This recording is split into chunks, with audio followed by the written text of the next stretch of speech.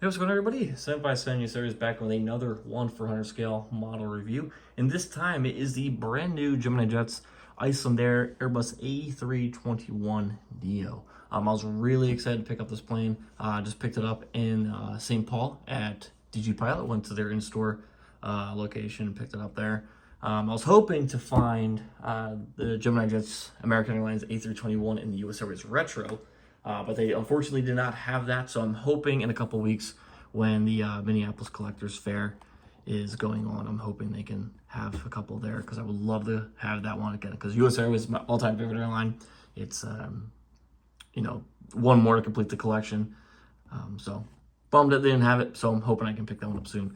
But going into DG Pilot, I definitely wanted to make sure that they did have this one, and thankfully they did. So I'm really happy to pick this one up. I love everything about Icelandair. It's probably my favorite international carrier at this point. I just love seeing them here in Minneapolis. I'm basically begging for them to come back to Philadelphia. I would love to see them back there, even if it was like a 4-weekly kind of thing, or I don't care, just come back to Philly, please. If it was a Max 8, Max 9, or a 321, I would love to see them there again.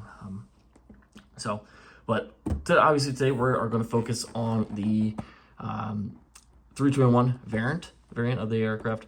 So let's go ahead, flip open the tab here. So here the plane is. If you would like to read all of that information, you're more than welcome to pause it and read that. So it is your standard Gemini box here. This was a 2025 release. I think this was a part of the July releases. I believe that's what it was. I don't really remember all too much. I'm hoping they release a couple more versions of the tail because I have a magenta 767. I'm hoping Icelandair makes the 321 into a yellowtail, and I'm hoping NG or Gemini releases a yellow-tailed Max 8, just because the yellow one's, in my opinion, the coolest one. I just think it stands out and pops the most. So that's enough of me to ramble in here. Let's open up the box, get the airplane out of here, because that's what you really want to see. So here it is, looking extremely nice. It's just honestly flawless. I mean, I took it out at DG to make sure there was nothing wrong with it, but this plane is truly, truly nice. So we have it out. Let's go ahead and get some close-ups of the plane for y'all. All right, now that we got the airplane out, let's go ahead and get some close-up for you here. So we're gonna go to the front here. We don't want that kind of zoom. We want to have good quality here. There we go. All right, so up at the front, you do have your boarding door here, and I cannot read the name of the aircraft. And since it's in Icelandic as well, I'm not even gonna attempt it. Really cool that their 321s do have the raccoon mask. I do love the raccoon mask on the Airbus aircraft. I think it looks really nice. And then you have the Icelandair billboard titles. And then the engines on board are the Pratt & Whitney versions right here as well. With the Gemini mold, I still think that they are a little too big, but I'm not really going to let bother me. The airplane's too nice to kind of hate on it. And then you have your overwing exits right here. And then you have your registration Tango Foxtrot Dash India Alpha Alpha. And then you have the Icelandic flag there as well. And then the Airbus A321 LR, since this is the LR variant of the A321neo. And then you have your classic Icelandair tail there as well. They took this from their old previous liveries and all that.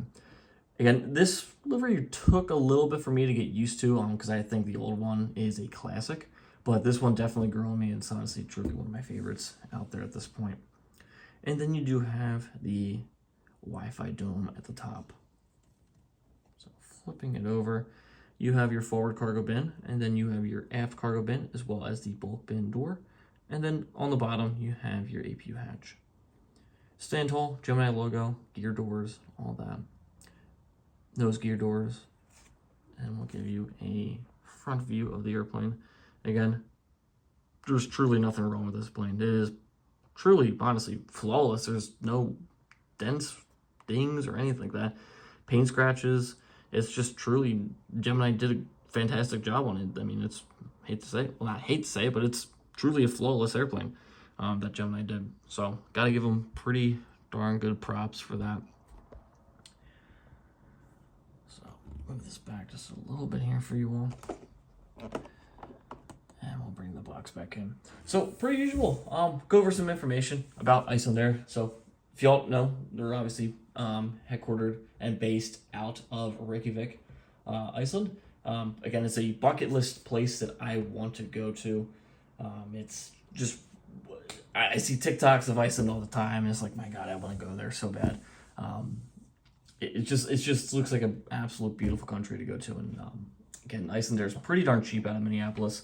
So I'm hoping soon me and my fiance can go out to Iceland or something like that.